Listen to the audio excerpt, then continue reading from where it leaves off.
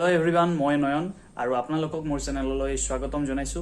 তো আজি মই দেখাবলৈ যাম বঙাইগাঁও টাউনখন। তো বলক ভিডিওটো আৰম্ভ কৰো।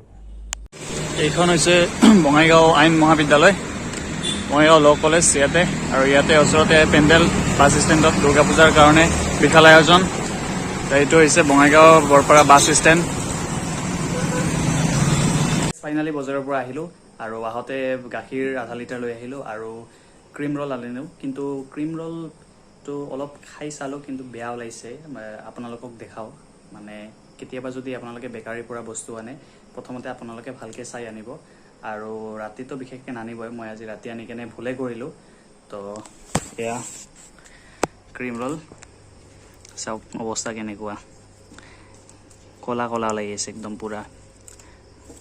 ভিতৰত থকা ক্ৰীমখিনি একদম বেয়া হৈ গৈছে। এয়া চাওক, এই চাওক কলা কলা। তো কেতিয়াও এনেদৰে ৰাতি নিকিনিব। তো মই একদম পেলাই দিলোঁ, আৰু কিছুমান কলা আছিল মুখত গৈছে, তো এইখিনি মই বেচিনত পেলাই দিছোঁ। তো যদি ভিডিঅ'টো ভাল লাগে, লাইক কমেণ্ট শ্বেয়াৰ আৰু মোৰ চেনেলটো ছাবস্ক্ৰাইব কৰিবলৈ নাপাহৰিব। Thank U.